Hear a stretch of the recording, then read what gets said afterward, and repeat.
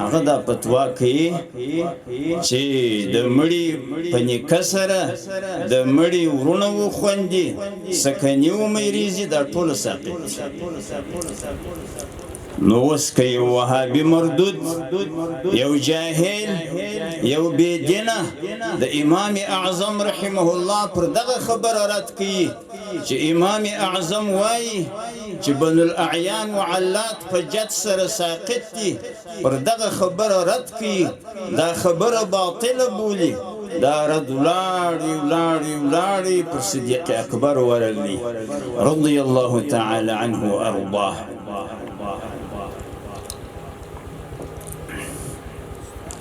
دا پر صدیق اکبر رضی الله تعالی عنه باندې رد نو د فقه مسائل د حنفي فقه مسائل دا چې امام اعظم مشت تشریح کړی دي دا د صحابه کرامو سره نقل کړی دي نو څوک چې پر امام اعظم رد کوي په مسائلو کې دا رد روان دي دا رد پر صحابه ولوي دا داسې یو سپکه موضوع نه ده یو څوک راولاړ شي پر امام اعظم رد کوي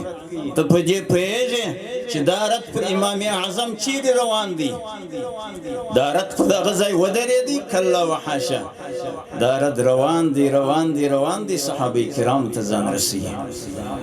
او پیغمبر صلی الله علیه و آله وسلم د صحابه کرامو په باب څه وایي یو اوږد حدیث دی یوه ټوټه یې وایم ومن آذاهم فقد آذاني ومن آذاني فقد آذى الله پیغمبر علیه السلام فرمایي که چا صحابه کرام وزورول هغه زه وزورولم که چا زه وزورولم الله عز وجل یې وزوروي نو څوک چې د امام اعظم رد کوي پر امام اعظم بد وایي د امام اعظم اقوال باطل بولي مردودي بولي نو دا رد پر صحابه کرامو دی دا رد پر پیغمبر علیه السلام دی دا ډیره درنه موضوع ده وهابیان دي په دې پوه شي د دغسې موضوعاتو څخه لاس واخلي په آخره کې د حضرت عبدالله ابن المبارک رضی الله تعالی عنه د هغه د قصیدې چې د امام اعظم رحمه الله په صفت کې جوړه کړې د هغه قصیدې یو بیت درته وایم بس تقریر خلاص یو بیت درته وایم حضرت عبدالله ابن المبارک د ډیرو محدثینو استاذ امیر المؤمنین فی الحدیث او د حضرت امام اعظم خاص شاگرد هغه مبارک سوایی فلعنة ربنا اعداد رمل على من رد قول ابي حنيفه وی لعنت دیوی در رب زمرد عز وجل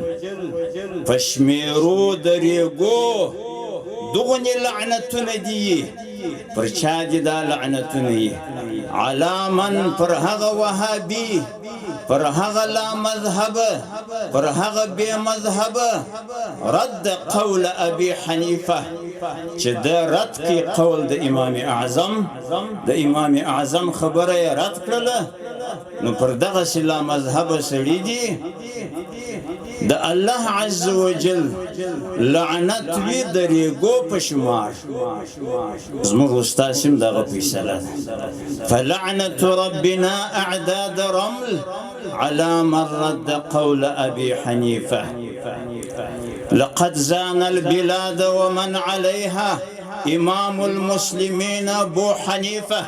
فما في المشرقين له نظير ولا في المغربين ولا بكوفة فلعنة ربنا أعداد رمل على من رد قول أبي حنيفة والحمد لله رب العالمين وصلى الله تعالى على رسوله محمد وعلى آله وصحابته أجمعين